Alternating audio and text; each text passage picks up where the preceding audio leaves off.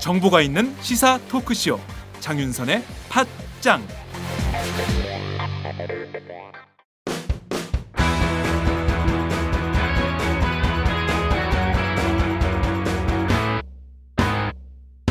색깔 있는 인터뷰. 색깔 있는 인터뷰 시작하겠습니다. 국내 처음 발생했던 메르스 사태가 벌써 내일로 한 달째로 접어들게 됩니다. 한 명의 환자로 시작된 이 메르스 대란은 현재 대한민국 전체를 통째로 흔들고 있는 상황인데요.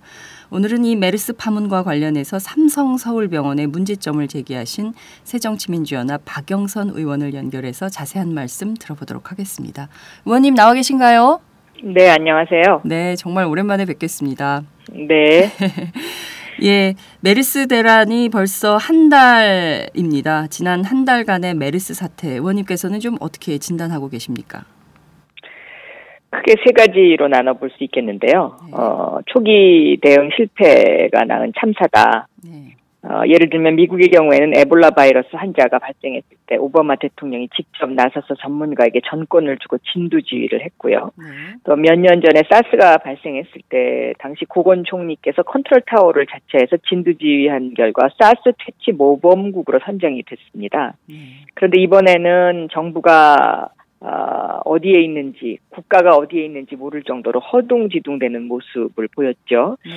또 두 번째는 삼성서울병원의 5만이 낳은 참사다라고 그렇게 여겨집니다. 네. 여러 가지 그 삼성서울병원에서 14번 환자를 너무 안이하게 대처함으로 인해서 이것이 조금 전에 지적하신 대로 지금 전 대한민국을 다 흔들고 있는 그렇게 참사로 이어졌고요.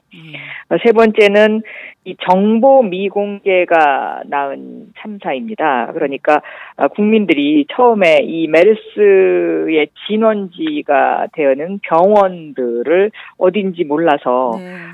카톡으로 서로 주고받으면서 이것을 소문으로만 접하지 않았습니까? 네. 이렇게 하면서 이제 서로 신뢰관계가 무너졌죠. 따라서 이번 그 메르스 한 달 사태는 삼성병원의 오만과 정부의 무능을 한마디로 보여준 그러한 아주 대형 정말 비극적인 일이다라고 저는 그렇게 보고 있습니다. 네, 얼마 전에 박원순 서울시장하고 고대 구로병원 직접 현장 방문도 하셨는데요. 실제 네. 지금 보면 가장 최전선에서 싸우고 있는 분들이 바로 의료진이 아닌가라는 생각이 좀 들기도 합니다. 네. 이 직접 지켜보신 의료 현장 상황은 좀 어땠습니까? 고대구로병원은 바로 제 지역구가 있는 병원입니다. 네. 그런데 고대구로병원에는 음압 시설이 있습니다. 그러니까 네. 다시 한 말해서 격리 환자가 완전히 차단되는 그 시설이 있는 이제 안심병원이죠. 그래서 네. 박원순 시장이 잘하고 있는 병원의 사례를 알리기 위해서 이제 이 고대구로병원을 찾은 것인데요. 네. 이 고대구로병원은 가보니까 이제 의심 환자들이 오면 일단 실내로 이 의심 환자를 데리고 들어가는 것이 아니라 네. 바깥에 실외에 이 의심 환자의 열을 재고 또 이런 어떤 의심 환자를 진료하는 텐트를 치고서 이제 거기서 1차적인 어떤 그 검역을 하고 있었습니다. 그래서 그러한 모습이 이제 다른 병원하고 조금 다른 모습이었고요. 의료진들이 정말 굉장히 노고가 많으시더군요. 그런데 여기서 중요한 것은 이 고대구로병원이 사스 그 조류독감 뭐 이제 이런 것들이 퍼질 때도 네. 감염에 대한 어떤 그 나름대로의 병원 나름대로의 매뉴얼이 굉장히 철저해서 그 당시에도 그 많은 경험과 또 좋은 평가를 받았던 적이 있습니다. 그래서 그 매뉴얼에 기초해서 이번에 메르스 사태도 고대구로병원에서 이제 실시를 했는데요. 네. 알려지진 않았지만 초기에 확진 환자가 고대구로병원에도 한 명 이제 배당을 받았습니다. 그러니까 네. 병원장께서 그 국가의 음압 시설이 있는 그 병원이 몇 군데 안 되기 때문에 정말 그런 환자가 그 불호병원에 오면 그것이 알려지면 주변 사람들이 많이 걱정하지 않습니까? 그럼에도 불구하고 그 음압시설에서 이 환자를 격리를 해서 이제 치료를 해서 성공한 그런 이제 사례인 거죠. 네. 그런 것처럼 병원이 철저하게 매뉴얼을 지키면 이것은 처음에 그 초기에 막을 수도 있었고 또 이렇게 확산을 방지할 수도 있지 않았나 그렇게 생각이 됩니다. 네, 말씀하신 대로 고대 구로병원 같은 경우는 좀 그 잘하고 있는 병원, 안심병원 사례로 이제 소개가 됐지만 지금 계속 드러나고 있는 것은 삼성 서울병원의 문제점인데요. 의료진이 계속 감염되고 이거 왜 그러는 건가 알아봤더니 음압 시설도 제대로 안 돼 있었다 이런 얘기도 나오고 있고요. 그리고 글쎄 말입니다. 네, 지금 보면 초인류 병원이라고 저희는 알고 있었는데 이게 정말 상상하기 어려운 수준의 문제들이 계속 터지고 있거든요. 의원님, 저도 이 삼성 서울병원에 그 어떤 환자 치료에 필수적인 음압병실이 없었다는 그런 보도가 나온 사실에 깜짝 놀랐습니다. 그래서 이제 의료진들이 계속 감염이 되고 또 방사선과 직원들까지도 계속 감염이 되고 이런 상황이기 때문에 삼성 서울병원의 위기관리 시스템이 전혀 작동하지 않고 있다라는 그런 생각이 들고요. 특히 이제 이 평소 병원의 어떤 그 감염 방지에 대한 매뉴얼 시스템이 제대로 되어 있는지 또 평소 병원의 공공성에 관한 어떤 그 개념이 어떤 의사들이나 직원들이 공공성과 안전보다는 수익성에 치중한 그런 어떤 경영을 한 결과가 아닌가. 이제 이런 어떤 굉장히 그 걱정이 많이 되기 때문에 삼성서울병원은 사실은 이번에 이런저런 문제들을 짚어보고 회계 부분뿐만 아니라 이런 어떤 위기관리 시스템에 대한 어떤 이런 것도 점검을 하기 위해서 국가적 차원의 감사가 있어야 되는 것 아닌가 저는 그렇게 생각하고 있습니다. 네. 국가적 차원의 감사가 필요한 정도로 심각한 문제들이 계속 제기가 되고 있다 이렇게 보시는 거죠? 그렇습니다. 예.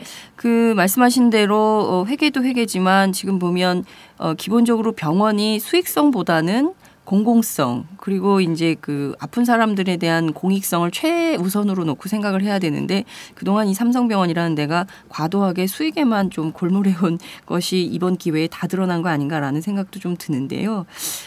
정부의 태도도 굉장히 문제인 것 같습니다. 특히 이제 메르스 초반에 왜 이렇게 정보를 공개하지 않지? 병원을 왜 공개하지 않는 거야? 왜 이렇게 비밀주의로 일관하지?라는 의문들이 되게 많았었는데 그것이 사실 삼성 서울병원에 대한 감싸기 때문이었다라는 의혹도 제기된 바 있습니다. 의원님 이 점은 좀 어떻게 보십니까?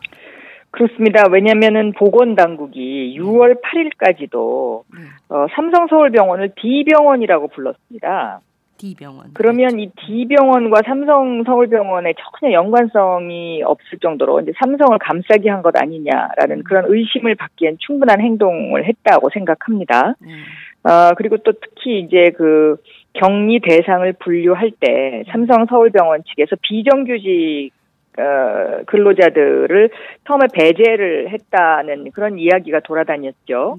그런데 나중에 보도 나오는 거 보니까 이것이 사실인가 보다라는 생각이 들고 있습니다. 왜냐하면 요즘 최근에 와서 뭐 그 삼성의 용역 직원으로 있는 이제 뭐 그 사람들이 감염이 됐다는 사실이 뒤늦게 밝혀지고 있지 않습니까?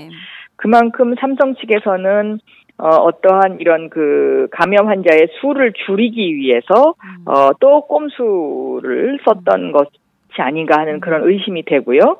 또 보건당국과 정부는 이 삼성서울병원을 감싸기 위해서 계속해서 정보 공개를 늦췄던 것 아닌가 하는 의혹이 들 충분한 여러 가지 그러한 그 정황들이 있다고 저는 생각합니다. 네, 말씀하신 대로 지난번 국회에서 그 삼성 서울병원 관련 특히 이제 메르스 관련해서 얘기가 있었는데 그때도 보면 그 감염내과 과장인가요? 삼성 서울병원 이분이 국가가 뚫렸다 이렇게 발언을 해서 문제가 또 되기도 했습니다. 이번에 말 그대로 그동안 그 헌법 위의 삼성 또 이번에도 정부 위의 삼성 이런 모습이 재현된 게 아니냐 이런 비판도 있는데요. 이런 그 감염내과 과장의 발언 이런 건 좀 의원님은 어떻게 보십니까? 네, 그런 상황을 보고 국민들이 이제 삼성공화국이다라고들 이야기를 하기도 했었죠. 또 중동 메르스가 아니라 이게 삼성 메르스가 아니냐라는 뭐 이런 좀 정말 아주 그냥 국민들 입장에서는 그런 비판이 고조가 됐었는데요. 사실 그 삼성 서울병원 감염내과 과장의 그 말은 사과가 우선했어야 된다고 생각합니다. 왜냐하면 이 14번 환자를 잘못 관리함으로 인해서 지금 전 국가적으로 경제에 미치는 영향이 어마어마하지 않습니까? 서민들 너무 살기 힘들어지고요. 왜냐하면 뭐 음식점이니 뭐 각종 행사가 다 취소되고 또 관광객, 우리나라에 들어오는 관광객이 수십만 명이 지금 취소되는 상태죠. 그래서 궁극적으로는 국가가 뚫렸다라는 말이 맞긴 합니다. 그러나 그 전에 먼저 그 삼성서울병원의 어떤 그 초기 진원지로서의 사과가 있었어야 된다라고 저는 생각을 하고 있습니다. 네. 정말 이런 오만한 태도, 앞서 의원님께서 충분히 지적해 주신 바대로 이 삼성의 오만한 태도가 오히려 메르스 사태를 오히려 메르스 재앙으로 만들고 있는 거 아닌가 이런 비판도 국민들 사이엔 좀 있는 것 같습니다. 자, 그나저나 의원님 앞서 국가 차원의 감사가 좀 필요하다. 이 삼성 서울병원에 대해서 말이죠. 이런 말씀을 주셨는데요. 근데 여기는 민간 병원인데 국가 차원의 감사가 가능할까요? 지금 뭐 절차적으로는 국가 차원의 감사를 하기가 힘들게 되어 있죠. 그런데 제가 그 얘기를 한 것은 그 정도의 심각성이 드러나 있다라는 문제를 지적하기 위해서 그런 것입니다. 이 삼성서울병원이 태생부터 사실은 문제입니다. 왜냐하면 국민들은 삼성서울병원 그러면 이것이 그 삼성의 대주주, 뭐 예를 들면 이건희 회장이라든가 이재용 부회장이 개인 돈으로 세운 회사인 것으로 이렇게 착각을 하는 국민들이 굉장히 많이 있는데요. 네네. 이 삼성서울병원은 사실은 삼성생명 공익재단이 세운 것이고요. 이 삼성생명 공익재단은 삼성생명에 가입한 보험 계약자의 돈으로 만들어진 것이고 이 삼성의 대주주들의 돈은 한 푼도 들어가지 않았습니다. 정말요? 네. 그래서 이 삼성 그 보험 계약자의 돈 37억 원을 기부해서 만든 것이 공익재단이고 그 후에도 삼성생명이 보험 계약자의 돈으로 계속 기부를 해갖고 재산을 늘려온 그러한 재단이거든요. 그렇기 때문에 어찌 보면 삼성생명의 보험을 들었던 그 보험 계약자의 병원이라고 표현하는 것이 가장 정확한 표현입니다. 좀 더 광범위하게 얘기하면 삼성의 소유가 아닌 국민 소유, 즉 국민병원이라고 볼 수 있습니다. 그리고 이제 이 삼성병원의 운영과 관련해서 보면은요, 보험업법에 이 삼성생명, 그러니까 이 보험회사가 대주주나 특수관계인에게 기부하는 행위가 금지가 되어 있습니다. 왜냐하면 그 재벌의 사금고하를 막기 위해서 그런 건데요. 삼성생명은 2006년에도 230억을 기부했고 2007년에는 157억, 그 후에 2012년에는 172억 원을 삼성생명 공익재단에 기부를 했습니다. 다시 말해서 불법 기부를 계속 한 것입니다. 따라서 이 보험 계약자의 돈이 삼성생명을 통해서 삼성서울병원으로 계속 흘러들어간 것이죠. 그래서 이렇게 불법적인 행위가 계속이 됐는데도 금융당국에서는 여기에 따른 제재 조치를 전혀 하지를 않았고요. 또 이번 메르스 사태의 최대 진원지가 삼성서울병원이라는 사실이 드러났고 또 이러한 위기관리 그 시스템과 관련해서 전혀 작동하지 않고 있기 때문에 누군가 감사를 해서 이것을 바로잡아야 하지 않겠느냐 하는 것이 저의 그런 의견입니다. 말씀하신 내용을 들어보니까 정말 다들 아마 저희 그 애청자들께서 이 얘기를 처음 들으실 것 같은데요. 이를테면 보험 계약자, 삼성생명 보험 주변에 안 든 사람 거의 없거든요. 아마도 뭐 가족 가운데 한두 명은 정말 다 삼성생명 하나씩 있을 텐데 이 보험 계약자들의 돈으로 세워진 병원. 저는 그동안 사실 이 삼성생명 공익재단 이사장이 그동안은 이건희 회장이었고 얼마 전에 이제 이재용 삼성그룹 부회장으로 명의가 바뀌어서 전 사실 삼성그룹 차원에서 돈을 내서 공익적 차원에서 세운 그 사회 기부라고 생각을 했는데 전혀 그게 아니라는 말씀 들으니까 정말 그게 아닙니다. 그리고 세상에 너무 놀랍네요. 예. 또 한 가지 새로운 사실은요. 네. 이 삼성 서울병원의 건물주가 네. 어딘지 모르시죠? 예. 이것이 바로 또 삼성생명입니다. 네. 그래갖고 삼성생명의 소유 건물을 삼성 서울병원이 임차를 해서 네네. 연간 임대료만 275억 원을 물고 있어요. 그러니까 삼성생명과 삼성 그 서울병원이 서로 주거니 받거니 하면서 네네. 임차료로 띄워주고 또 그 돈을 다시 기부하고 뭐 이러한 형식으로 해서 사실은 이것이 저는 회계감사를 정확하게 하게 되면 네. 굉장히 문제점이 많이 나오는 것이다. 그리고 이것은 요즘 그 공정거래법에서 이야기하는 일감 몰아주기에 해당되는 아주 나쁜 사례입니다. 그러니까 그 삼성서울병원의 그 건물 주인은 삼성생명이고요. 네. 또 이 삼성생명에다가 해마다 275억 원이라는 돈을 임대료로 주고 네. 또 그 돈 받아갖고 삼성생명이 여기다가 불법으로 기부를 합니다. 그래요. 저는 이 구조가 어떻게 이렇게 될 수 있었는지 참 이것이 굉장히 의심스럽습니다. 그래서 이 부분은 좀 더 짚고 넘어가야 된다 생각하고 네. 더군다나 이 삼성공익재단의 자산이 약 2조 원 정도 되는데요. 네. 이 2조 원 중에 1조 원 이상이 삼성 계열사 주식이 여기 파킹되어 있습니다. 그러면서 삼성생명 공익재단 이사장이 선대 회장인 이병철 회장에서 이건희 회장 그리고 이재용 부회장으로 지금 이렇게 넘어오고 있지 않습니까? 네네. 그래서 이것은 어떤 그 재벌의 세습의 어떤 그 창구로도 이것이 또 활용되고 있는 것 아닌가 이제 이런 의심도 하게 됩니다. 네.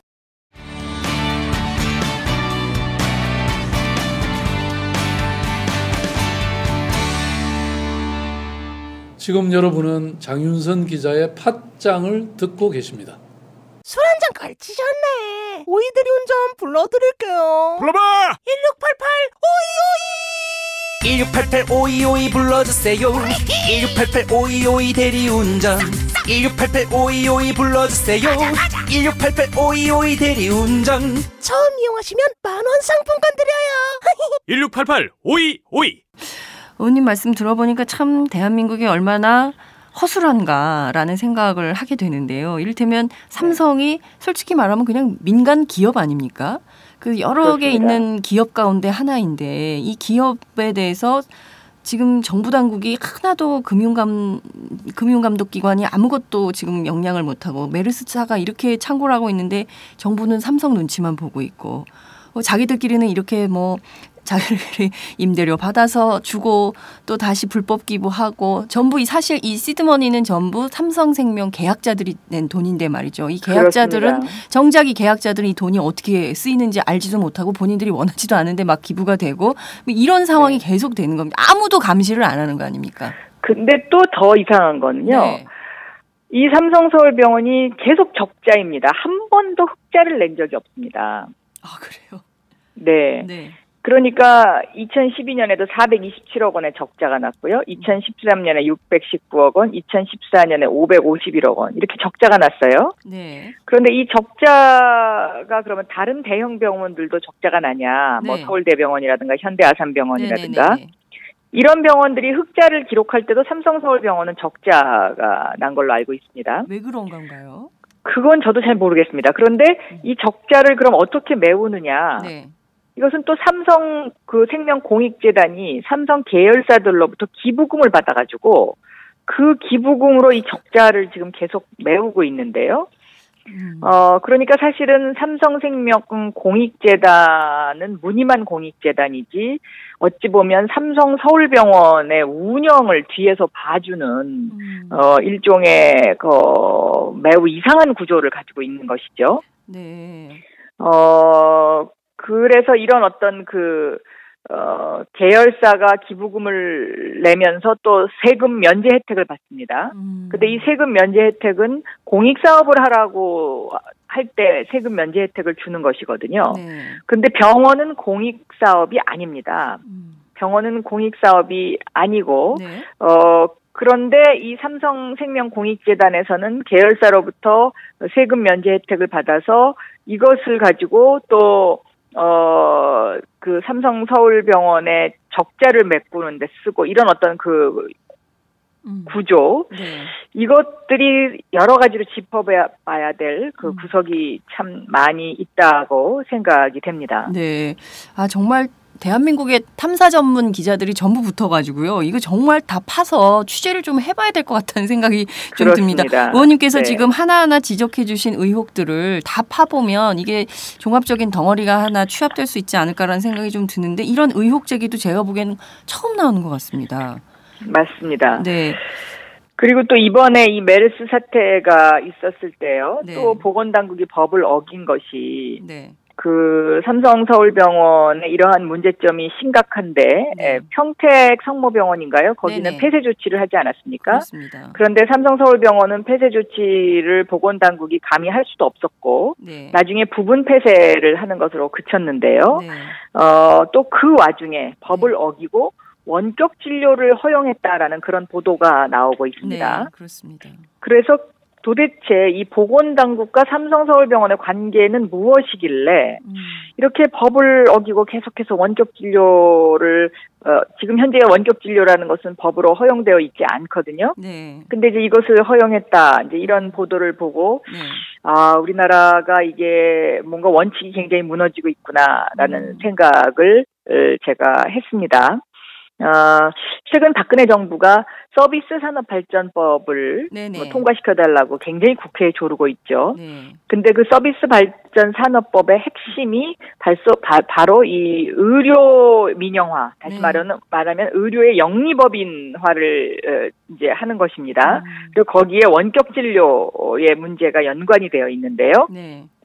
이번에 삼성서울병원 문제를 보면서 이 삼성서울병원이 지금 현재 상태가 이렇기 때문에 그 어떤 그 의료 민영화라든가 의료 원격 진료라든가 이런 부분까지 같은 고리로 엮어져 있는 것이 아닌가 하는 이제 그런 의심도 한번 하게 됐습니다. 네.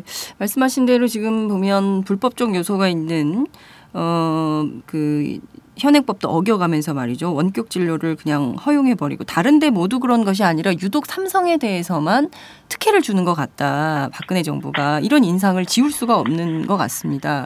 네. 그 말씀하신 대로 지금 보면 의료 민영화에 대해서는 지금 다들 이렇게 감염병이 창궐하고 있는데 사실 대한민국 의료 선진국으로 저희는 알고 있었거든요. 국민들은요. 그런데 이렇게 정말 이 전염병 하나도 못 막는 나라였어? 그럼 우리가 의료 선진국이 아니라 의료 후진국 아닌가? 이런 생각들을 하게 되는 거거든요. 정말 공공의료의 필요성이나 중요성에 대해서 국민들이 전부 절감하고 있는데요. 국회에서는 좀 이 부분과 관련해서는 좀 어떤 노력, 어떤 방향으로 좀 역할을 해야 될까요? 공공의료시설이 턱없이 모자라기 때문에 공공의료시설을 많이 확충해야 한다고 생각합니다. 국민들이 생각하는 의료 선진화 대한민국은 사실상은 특권층 몇 사람이 다니는 그러한 대형 병원 몇 개에 국한되어 있다고도 볼 수 있습니다. 왜냐하면 삼성서울병원만 해도 의료비 값도 너무 비싸고 또 병실 잡기도 너무 힘들고요. 또 예를 들면 어느 의사 선생님한테 그 환자 진료를 받기 위해서는 인맥을 동원해야 하는 이제 그런 상황이지 않습니까? 맞아요. 예. 네네. 그래서 그 어떤 병원을 이용하는 국민들의 불만도 상당히 팽배해 있다고 저는 듣고 있는데요. 네. 이런 상황에서 공공의료시설을 확충을 해서 그 공공의료시설이 어떤 철저한 매뉴얼과 원칙을 지켜가면서 이 시설의 수준을 높이지 않는다면 저는 앞으로도 계속해서 제2의 메르스 사태가 발병할 수 있다라고 보고 있습니다. 응급 환자를 이송하는 문제 하나만 보더라도 이것이 사설기관에서 운영하는 경우가 더 많기 때문에 거기에 어떤 그 응급환자 이송의 원칙을 지키지 않아서 생명을 잃는 그러한 그 환자분들이 너무 많은 그러한 상황이 아닌가 생각을 하고 이번 기회를 철저한 반성의 기회로 삼아야 된다고 생각하고 있습니다. 네. 자, 의원님 저희가 박근혜 대통령 얘기를 좀 해야 될 것 같습니다. 얼마 전에 강남의 대청초등학교를 방문하셨는데요. 이 자리에서 메르스는 중동 독감이다. 그리고 손 잘 씻고 위생관리 열심히 하면 우리는 이겨낼 수 있다. 이런 말씀을 하셨는데요. 사망자가 계속 발생합니다. 벌써 2자리 그것도 20명이 넘고 있는 상황인데요. 이런 박근혜 대통령 인식은 어떻게 보십니까? 대통령이 국민들의 불안감을 씻어주기 위해서 뭐 이런 행보를 한다고도 볼 수가 있지만 그러나 손 잘 씻고 위생관리 열심히 하면 이겨낼 수 있다. 이것은 너무나 기본적인 이야기고요. 대통령의 어떤 그 메르스에 대한 인식이 너무 안이한 것은 아닌가 이렇게 생각되고 오히려 대통령이 국민들한테 이 초기 대응을 잘못하고 컨트롤 타워를 제대로 만들지 못해서 이런 대형 정말 재앙이 발생한 것에 대해서도 저는 대통령도 국민에게 사과를 해야 한다고 생각하고 있습니다. 특히 이제 경제 문제, 이 메르스로 인한 우리나라의 경제 피해 규모는 정말 어마어마할 것입니다. 그리고 이것이 또 세월호 사태하고는 달라서 전 세계적으로 대한민국은 지금 방문해서는 안 되는 나라라고 이렇게 인식이 되어가고 있지 않습니까? 그렇기 때문에 이러한 대한민국의 이미지를 앞으로 바꾸기에는 상당한 또 세월이 또 필요할 것입니다. 그래서 정말 여러 가지로 참 많이 안타깝고 무능한 박근혜 정권 때문에 국민들이 참 지금 삶이 고단해지고 있다는 점에서 참 저도 많이 안타깝습니다. 네. 정부가 관광객 안 오니까요. 메르스 안심보험 만들었지 않습니까? 보험업계는 준비도 안 돼 있는데 이거를 일주일 안에 만들어가지고 해라라고 하는데 저는 참 이런 것들도 보면 참 어떻게 이렇게 일상과 너무 멀어져 있는 것은 아닌가 정부 정책이라는 것이요. 그리고 현실 가능하지 않은 것을 막 그냥 던지는 거 아닌가. 땜질식 임기응변식이죠. 네. 아유, 참 답답합니다. 자, 그나저나 지금 메르스 의료 전문가들은 메르스 대란이 아마도 한 몇 개월, 최소 두세 달 정도는 더 될 수 있다 이런 진단을 하고 있는데요. 황교안 국무총리가 메르스의 총괄 사령탑은 나다 이런 입장을 피력하셨습니다. 어제 황교안 총리 이제 전격적인 행보를 시작하고 계시는데요. 어떻게 보십니까? 황 총리가 나서면 메르스 조기 종식 된다고 보십니까? 시간이 지나면야 종식이 되겠죠. 네. 그러나 이제 이미 다 이렇게 퍼진 상태에서 이제 나서서 무엇을 어떻게 하겠다라는 것은 그냥 저는 총리로서 할 수 있는 그냥 어떤 인사치레라고 생각이 되고요. 네. 저는 황교안 총리가 글쎄요, 법무부 장관으로서 대통령의 가려운 곳은 긁어줬을지 모르지만 국민의 아픈 곳은 어루만져주지 못했던 법무부 장관이기 때문에 국무총리로서 정말 국민의 아픈 곳을 어루만져주는 그러한 총리가 됐으면 또 정직한 총리가 됐으면 하는 그런 바람을 가지고 있습니다. 네, 박근혜 대통령 황교안 총리에게 부정부패 일소를 당부했습니다. 그래서 이 메르스가 좀 잠잠해지면 다음 단계는 사정정국 아니냐, 공안 통치 아니냐 이런 전망들이 나오는데요. 의원님께서는 좀 어떻게 전망하십니까? 공안이 전문이시니까요. 공안 총리가 될 것은 누구나 다 예상하고 있는 것 아닙니까?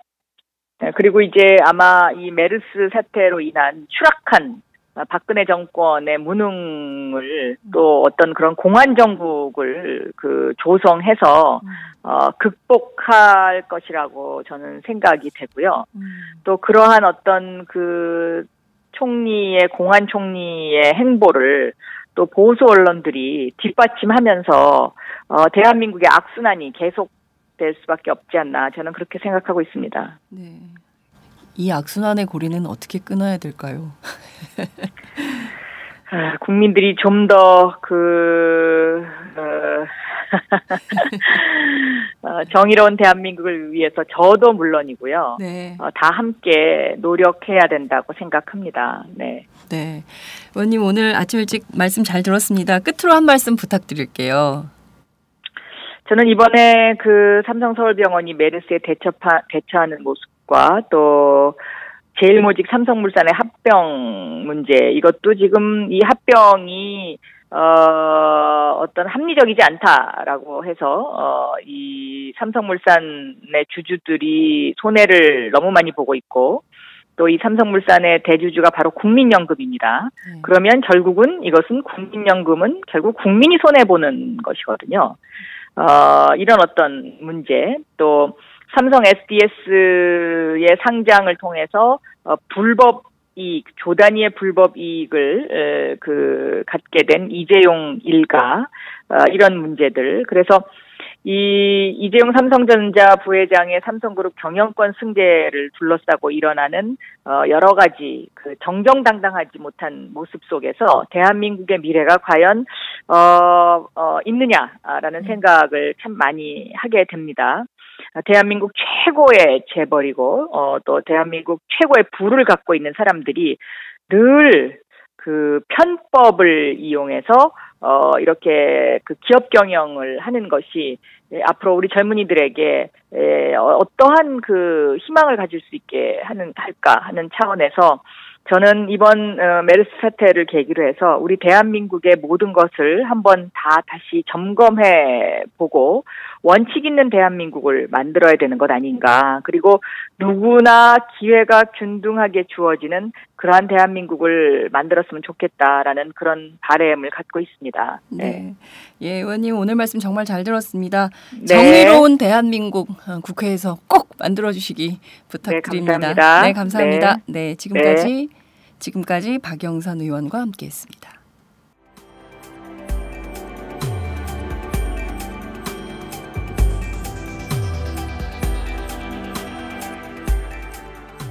안녕하세요. 오마이뉴스 시민기자 최병석입니다. 저는 최근 대한민국 쓰레기 시멘트의 비밀이란 책을 출간했는데요. 오마이뉴스 10만인 리포트에 연재한 기사를 다듬어 책을 펴냈습니다. 우리가 살고 있는 아파트가 발암물질 가득한 쓰레기 시멘트로 만들어졌다는 내용이지요. 요즘 급증하는 아토피, 피부염 등이 쓰레기 시멘트와 전혀 무관할까요? 여러분이 이 책을 한번 읽으시고 판단해 보시기 바랍니다. 시민의 건강이 쓰레기 취급당하는 어처구니 없는 현실을 이 책에 고발했습니다. 그런데 이 책은 오마이뉴스가 없었으면 세상에 나올 수 없었습니다. 시멘트 재벌 입김에 휘둘리지 않고 이런 글을 받아줄 수 있는 우리나라 언론은 그리 많지 않기 때문입니다. 제가 권력과 자본에 맞서 당당한 오마이뉴스를 만드는 10만인 클럽에 자발적 구독료를 내는 이유이기도 합니다. 이런 기사와 책이 필요하다고 느끼시는 분은 동참해 주십시오. 저도 10만인 클럽 회원입니다. 고맙습니다.